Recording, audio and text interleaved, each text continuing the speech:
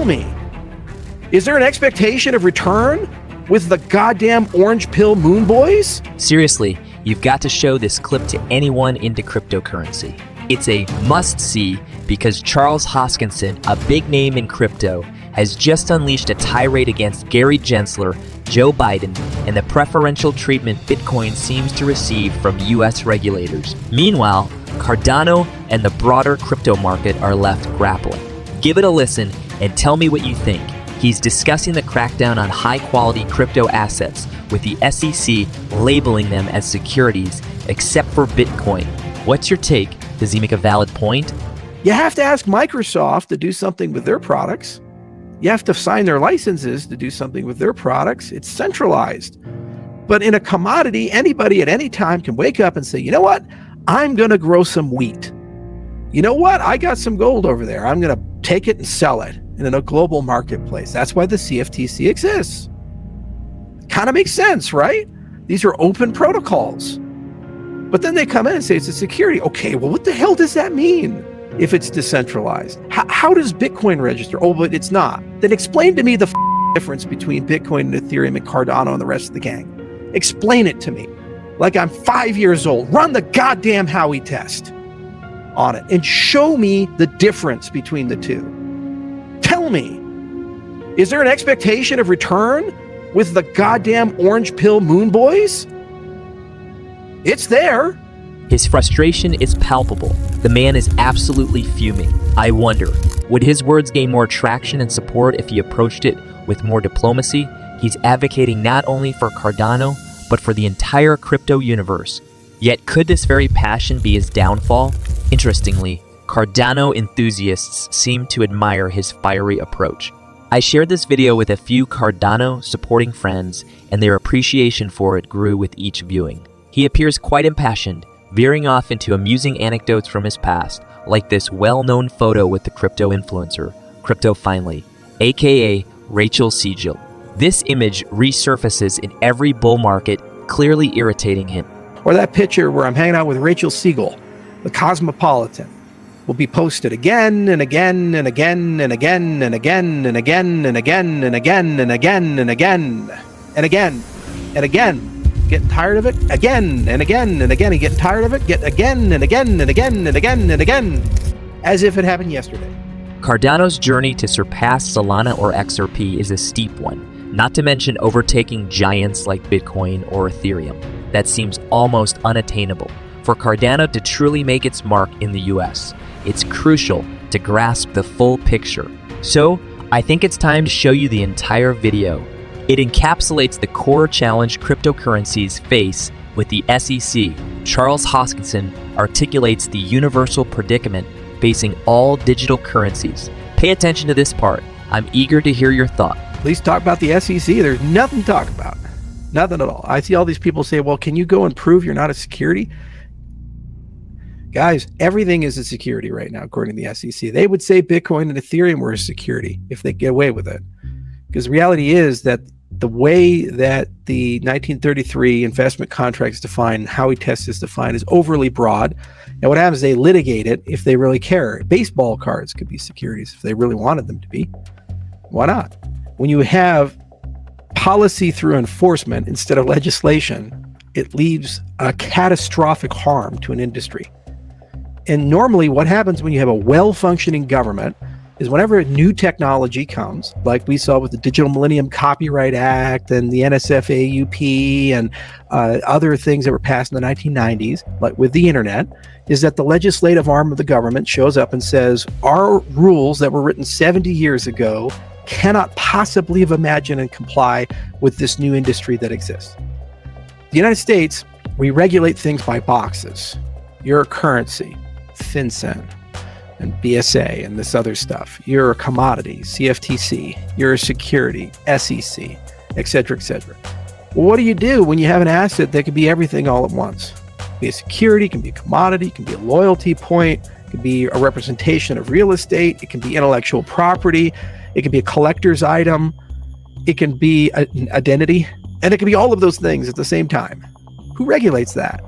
So you're in full compliance with the CFTC and FinCEN and all these other things. And this other guy comes and says, come in and register. Come in and register. How? There's no path to do it. There's no explanation on how to do it. When you go in and ask, they say, we can't tell you. Ask your lawyer. Ask the lawyer. They say there's no path. Coinbase tries to do this. 2021, they file an S1. The SEC looks at it and says, you know what? Your business model is okay to expose to retail investors, millions of retail investors. You can sell stock to them. We will let you do an IPO.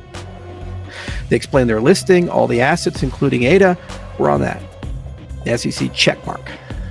And then 2 years later, after talking to them like 24 times, they come back and say, oh, I can't believe you're selling these cryptocurrencies on your exchange.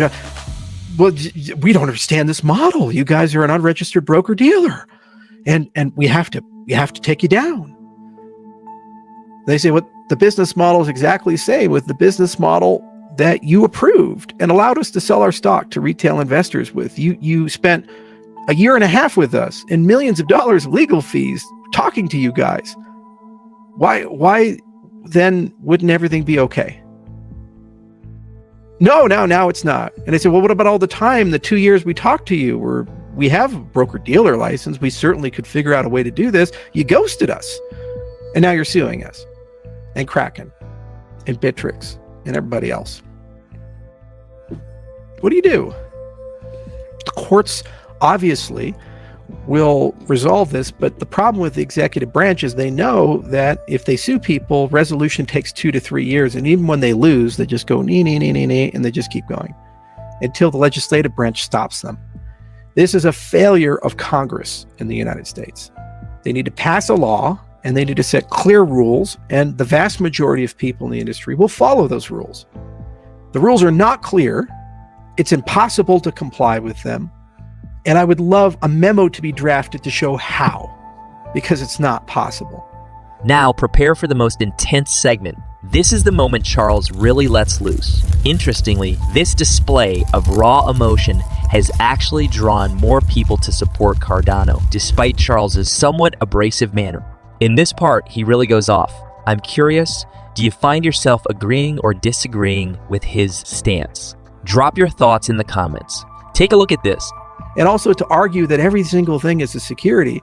If the founders all die and the protocol still operates and runs, and the value of it is based upon the efforts of a collective of thousands, if not tens of thousands of independent people, how is that a security? We already have a term for that. It's called a commodity. If you kill any person on the planet, any person at all, the value of gold, regardless if that's a CEO of Barracks or the owner of the largest gold mine in the world, is still going to be there. Why? Because gold, its value is a collective of a marketplace. And the participation of these things are permissionless. Who comes to me and asks, can I build on Cardano? You have to ask Microsoft to do something with their products. You have to sign their licenses to do something with their products. It's centralized.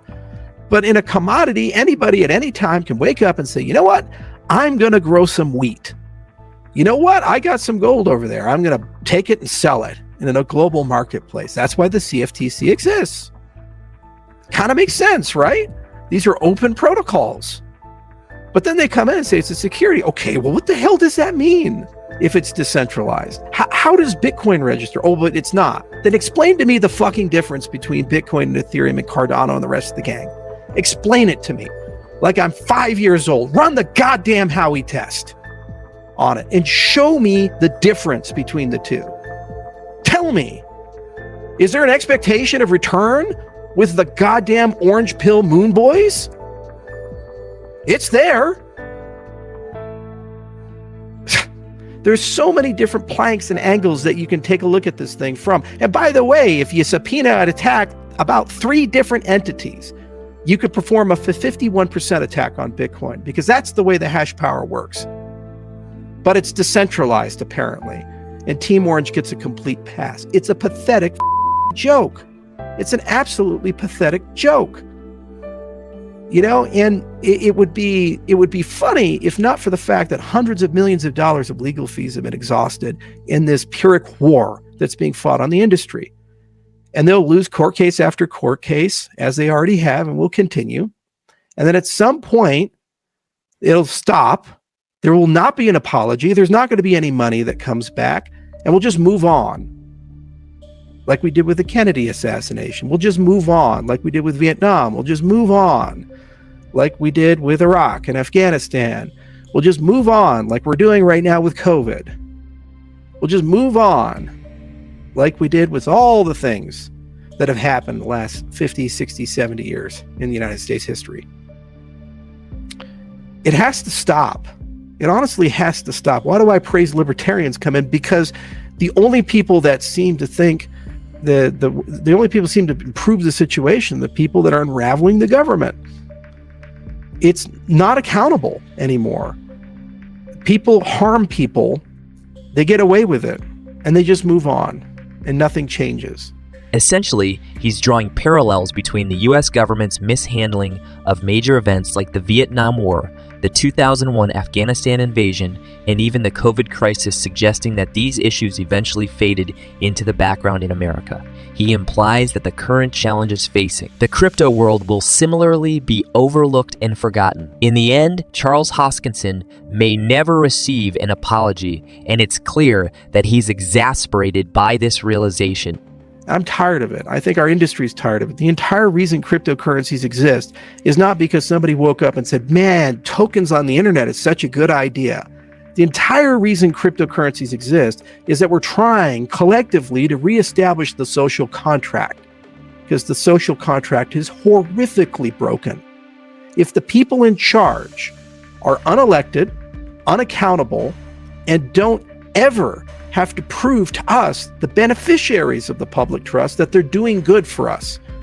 And when they screw up, nothing happens to them. They get a promotion, they get elected to higher office, and we just have to move on as a society. That is not a government for the people, by the people, of the people. That is something else. That looks a lot more like the thing that we rebelled against when we founded this goddamn country.